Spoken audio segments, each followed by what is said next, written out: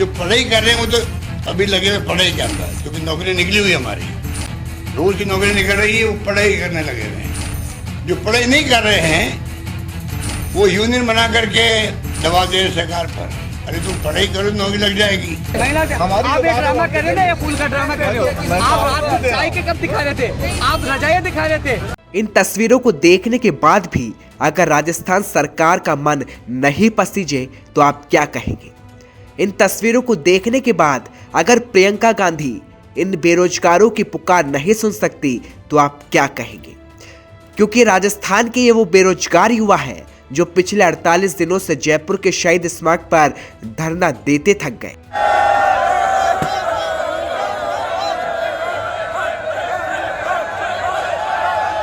राजस्थान सरकार के आगे दंडवत होते थक गए, सरकार के खिलाफ अर्धनग्न प्रदर्शन करते थक गए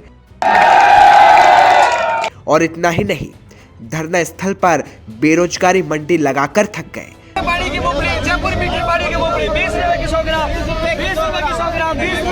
ये आंदोलन जारी है, अलग अलग दुकान है, ये रीट में पद बढ़ाने की मांग को लेकर ये फल फ्रूट और देखो ये सामान बेच रहे हैं। ये देखो ये 600 निवासी गुब्बारा बेच रहे हैं, ये मार्केट लगा है, बेरोजगार मेला लगा है, ये कुरकुरे ये बेच रहे रीट 2018 वाले, वे विशेष शिक्षक भर्ती की मांग करने वाले खिलौना बेच रहे हैं, 5000 पदों पर भर्ती निकालने की मांग कर रहे हैं रीट शिक्षक भर्ती 2021 में। ये मूंगफली बेच रहे हैं और ये देख लीजिए पकौड़े और ये समोसे बेचते हुए आप देख लीजिए। जूते पॉलिश चाय समोसा बेचकर भी देख लिया, लेकिन राजस्थान सरकार नहीं पिघली। सरकार नहीं पिघली तो अब इन युवाओं ने प्रियंका गांधी से मिलने की ठानी और पहुंच गए लखनऊ।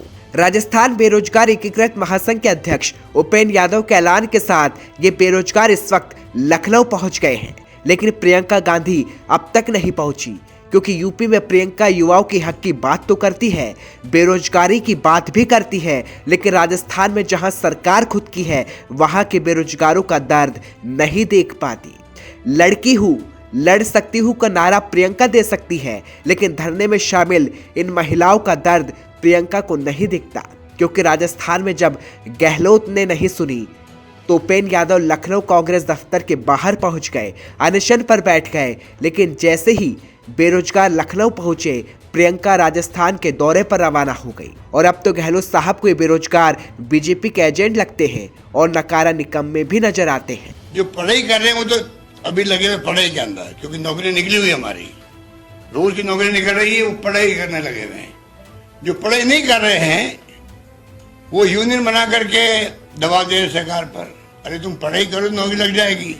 और लखनऊ जाकर नौकरी कैसे लगेगी उसकी? आपके लिए नौकरियों के द्वार खोल रखे हमने, 28,000 नौकरियां तो हमने कोर्ट से केस विड्रॉ करके दिए इन लोगों को। 28,000 नौकरियां, ये शिक्षा मंत्री बैठे हुए हैं, ये तो हमारे चैंपियन रहे हमेशा।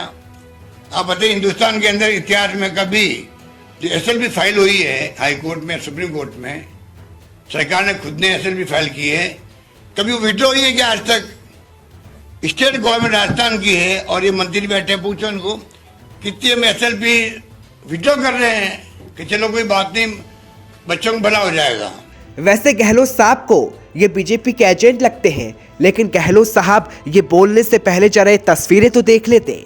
ये तस्वीरें उपेंद्र यादव की है, ये उस वक्त की है जब समय समय पर उपेंद्र यादव ने गहलोत के लिए प्रचार किया। समय समय पर उपेंद्र यादव अशोक गहलोत के साथ नजर आए और खुद ये बेरोजगार कहते हैं कि जिस सरकार को हमने समर्थन दिया, हमने वोट दिया, उस सरकार ने हमें बीजेपी का एजेंट कह दिया।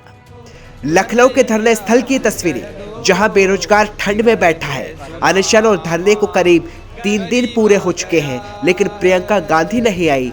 पिछले 48 दिन से राजस्थान में हमारा आंदोलन जारी है और चौथे दिन उत्तर प्रदेश लखनऊ कांग्रेस कार्यालय के बाहर हमारा आंदोलन और आमरण अनशन जारी है।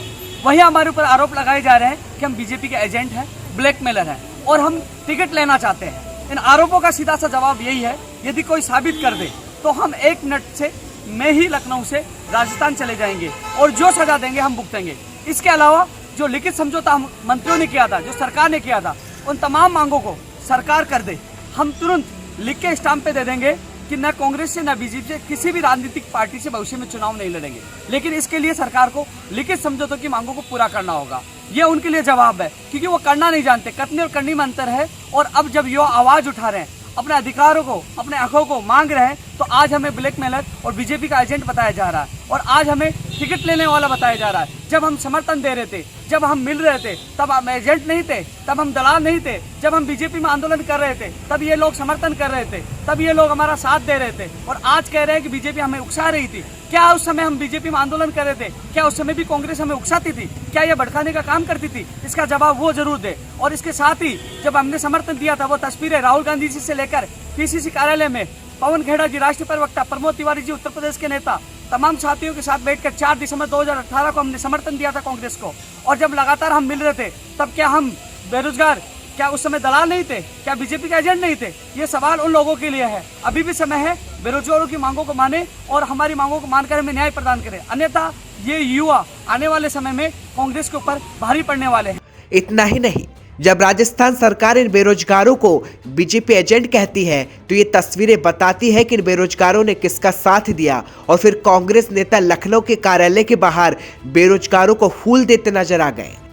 साथियों, ये उत्तर प्रदेश कांग्रेस कार्यालय के वो लोग हैं कि थोड़ी देर पहले ही हमें बीजेपी का एजेंट बता रहे थे। रात को चाय के गिलास लेके आते हैं और कहते हैं कि देखो हम चाय पिला रहे हैं, सेवा कर रहे हैं। और अब गुलाब का फूल देके देखो, ये देखो गुलाब का फूल देके एक और ड्रामा कर रहे हैं। अरे एक और ड्रामा कर रहे हैं। सबसे पहले हमें बीजेपी का एजेंट बता रहे थे। महिला, आप एक ड्रामा कर रहे हो ना, ये फूल का ड्रामा कर रहे हो। आप रात को चाय के कब दिखा रहे थे? आप रजाइयाँ दिखा रहे थे और आप खाने की ड्रामा कर रहे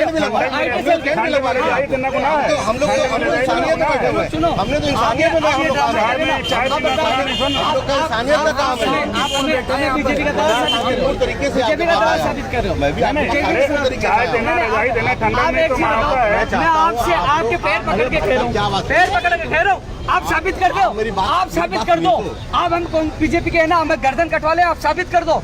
लेकिन प्रियंका गांधी नहीं आई क्योंकि यूपी में नौकरी का वादा करने वाली कांग्रेस ने राजस्थान में वादा खिलाफी कर दी। लेकिन ठंड में कांपते इन बेरोजगारों की पुकार नहीं सुनी।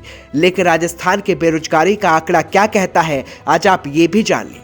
Centre for monitoring Indian economy यानी CMI ने मई और अगस्त 2021 के रिपोर्ट के आंकड़े पेश किए और यह आंकड़ा बताता है कि राजस्थान समग्र बेरोजगारी के मामले में हरियाणा के बाद सबसे ज्यादा बेरोजगार राज्य है, जहां 55.75% स्नातक और उच्च शिक्षा डिग्री वाले युवा आज भी बेरोजगार हैं।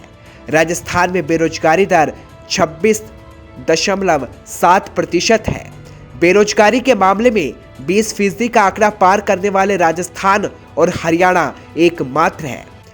ऐसे में जब आंकड़े ये कहते हो तो इन बेरोजगारों से किए पुराने वादे ही पूरे निभा दिए जाए तो ये बड़ी बात होगी। लेकिन राजस्थान सरकार ऐसा नहीं कर पा रही और अब यूपी में जब इन बेरोजगारों ने डेरा डाला तो प्रियंका इनकी पुकार नहीं सुन रही। अब ये बेरोजगार करे तो क्या करे, ठंड में पड़े रहकर बीमार हो जाए या फिर दम तोड़ जाए। अब ये तो राजस्थान के मुखिया और प्रियंका गांधी ही जाने।